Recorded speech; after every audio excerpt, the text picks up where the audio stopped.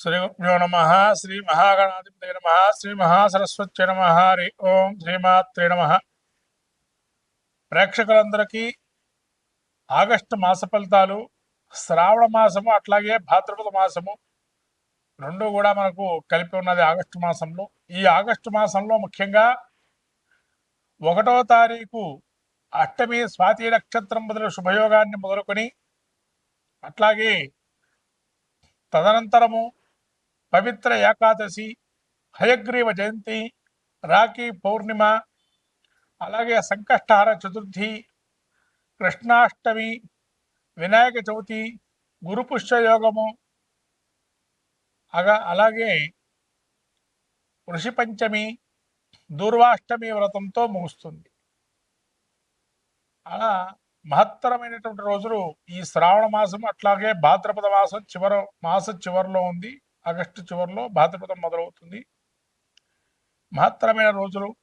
దీక్షాక్రమం వ్రతాధికాల్లో ఎక్కువగా మనము ఈ శ్రావణ మాసంలో మొదలు పెట్టుకుంటాము.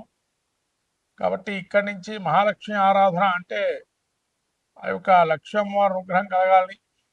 వైశాఖ మాసం, జ్యేష్ఠ మాసంలో విష్ణుమూర్తి అనుగ్రహం, అట్లాగే లక్ష్మీదేవికి శ్రావణ మాసము, భాద్రపదంలో గణపతి, అట్లాగే ఆశ్వయుజంలో దుర్గా,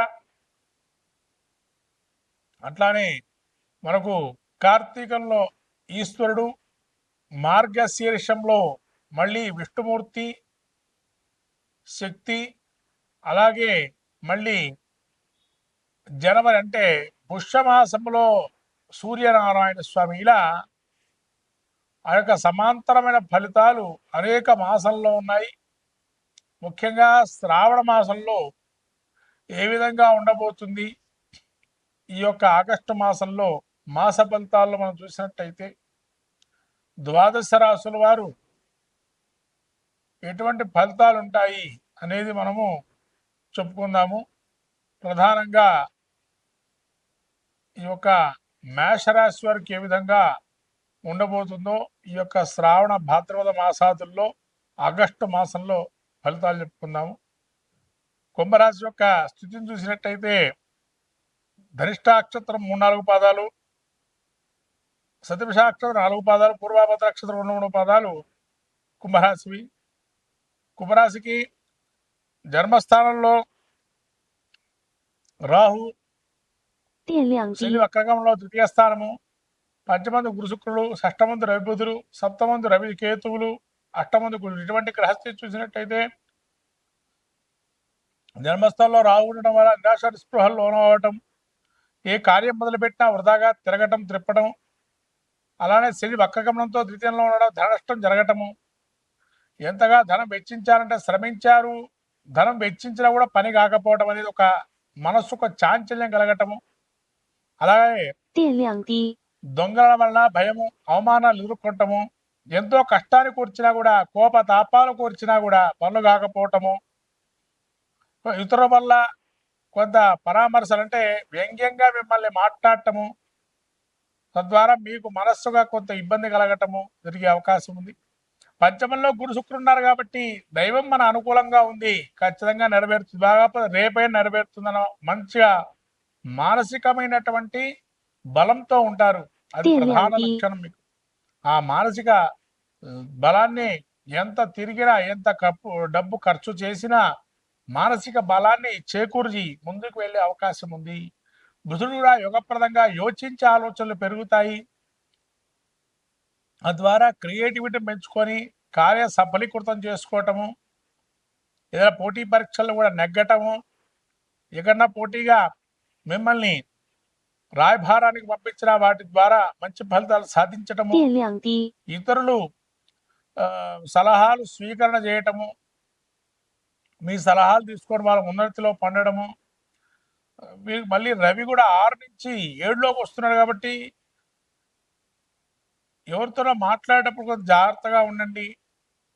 మీరు ఎంత మంచిగా మాట్లాడినా మీ మాటను చూసి వాళ్ళు ఏదో మనస్సులో ఒకటి పెట్టుకొని మాట్లాడుతున్నారు, కొంతవరకు అధికార దర్పం ఉందనో, లేదైనా డబ్బు ఉందనా, లేదా అధికారం ఉందనా అనే ఒక స్థితిలో ఉంటారు. కానీ అయ్యో సానుకూలంగా మాట్లాడాడు, అక్కడ ఏదైనా చెడు ఉంది కాబట్టి దాని నుంచి మాట్లాడనే రీతి ఉండదు. కావాలని మనతో ఆ విధంగా మాట్లాడుతున్నాడేమో అని ఒక భావన కలగటము, అష్టమంలో గురి ఉండడం వల్ల కొంత అనారోగ్యం వచ్చే అవకాశము, శస్త్రచికిత్స భయాలు కలగడం, ఏదన్నా భూ సంబంధమైన వివాదాలు ఎదుర్కొంటము, కోర్టు వ్యవహారాలకు సంబంధించిన వ్యవహారాలు అది ఇంకా చిక్కుముడిగా అవటము, కానీ మీ మాట ధోరణి కూడా ఒక ఇబ్బంది కలగటము, ముఖ్యంగా ఆరోగ్యాన్ని కొద్ది జాగ్రత్తగా చూడండి. ఎందుకంటే సంయమనం పాటిస్తారు కానీ ఆరోగ్యాన్ని మాత్రం తప్పించుకుంటారు. ఇవన్నీ పనులు జరిగితేనే మనం చేస్తామని, లేదా పనులు జరిగితేనే మేము తింటామని ఆలోచన పెట్టుకోవద్దు. దానికే దీనికే సమయానికి భోజనం చేయండి, ఆరోగ్యాన్ని మంచిగా పెంపొందించుకోండి. తద్వారా కార్యాలు సఫలీకృతం అవుతాయి. వ్యాపారాలు ఉద్యోగాలు చేసే వారికి లాభం అనేది ఉంది. నిరాశ నిస్పృహ చెందకండి. ఇవాళే అయిపోయిందని రాబోయే రోజు కూడా మందే అని చెప్పి అనుకోండి. ఖచ్చితంగా మీకే ఫలితం ఉంటుంది. మీ యొక్క కష్టే ఫలి అంటే మీ యొక్క కృషి గుర్తించే అవకాశం ఉంటుంది. తద్వారా మీకు లాభం చేకూరే అవకాశం కూడా ఉంది. ఇక విద్యార్థులు యోగప్రదంగా ఉండి పోటీ పరీక్షలు కూడా యోగంగా రాస్తారు, ఇంకా మంచి ఫలితాలు సాధిస్తారు.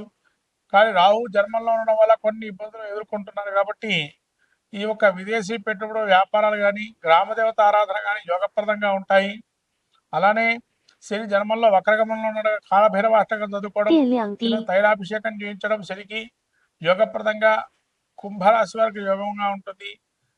అవకాశం ఉంటే పెరుగన్నాన్ని నిత్యము మంగళవారం రోజు ఈ యొక్క భోజనం చేసే సమయానికి ఎవరికైనా ఒక 7 ఇస్తే చాలా మంచి ఫలితాలు ఉంటాయి. కుంభరాశి వారికి సంతానపరంగా కావచ్చు, తనకు కూడా యోగప్రదంగా ఉంటుంది.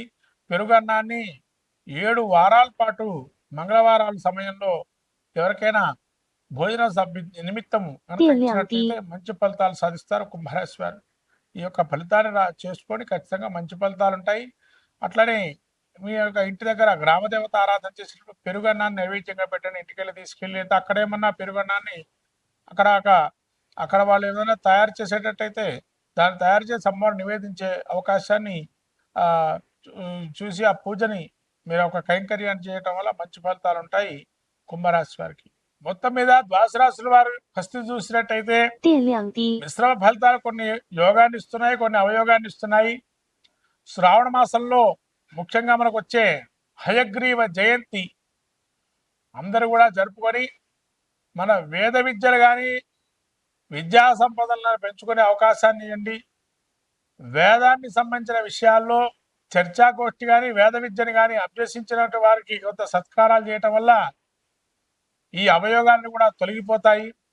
అలాగే రానున్న వినాయక చవితి రోజున చేయాల్సిన కార్యక్రమాలని చేసి గణపతి యొక్క అనుగ్రహం పలితే సహజ కార్యాలను కూడా సాధిస్తాం. కాబట్టి మహాలక్ష్మి అనుగ్రహం కలగాలని చెప్పి లక్ష్మీ ధ్యానం కానీ మంత్రం కానీ అయితే వరలక్ష్మి అమ్మవారి ప్రీతిగా మనకు తామర పూసల మాల కానీ తామర పూలతో పూజ చేయటం కానీ ఇంట్లో శుభ్రత అనేది పెట్టుకోవటం వల్ల లక్ష్మీ అనుగ్రహం కలుగుతుంది. ఇది ప్రత్యేకంగా చెప్పాల్సిన విషయం. శ్రావణ మాసంలో శుభ్రతను పాటించండి, మహాలక్ష్మి అనుగ్రహాన్ని పొందండి.